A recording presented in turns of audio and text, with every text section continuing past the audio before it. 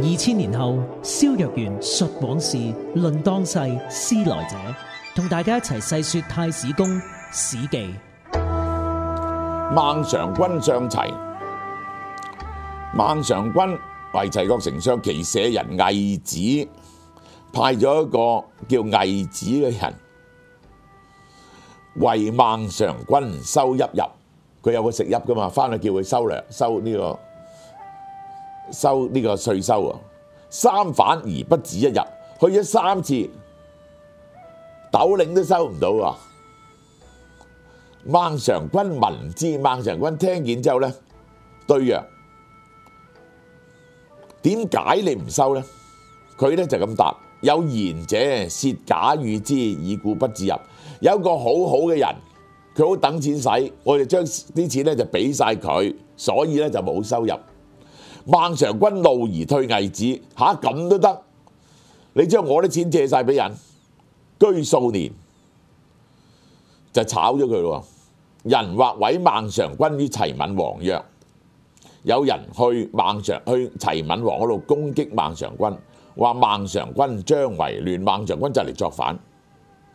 及田甲劫閔王，後來真係發生咗件事，有一個叫田甲嘅人用武力挾持咗閔王。閔王意疑孟嘗君，閔王覺得背後係孟嘗君喺度主使嘅，孟嘗君乃奔。孟嘗君知道大鑊走咗去，即係咁樣係。孟子所與叔聞者，賢者聞之。魏子當時借咗好多錢俾一個好叻嘅人啊嘛，呢個賢德嘅人啊嘛，呢個人聽見孟嘗君被冤枉，乃上書言孟嘗君不作亂，擔保孟嘗君唔會作亂。孟嘗君唔係一個作反嘅人，請以身為盟，願意用我嘅性命嚟到擔保。遂示經宮門以明孟嘗君，走去齊國嘅宮門度自刎，顯示孟嘗君係清白嘅。閔王大驚，哇，咁勁嘅，有條友嚟自殺，嚟到證明孟嘗君嘅清白嘅。乃終職嚴問，於是咧再調查，整個調查委員會再調查。咦，孟嘗君果無反謀，真係冇反謀喎！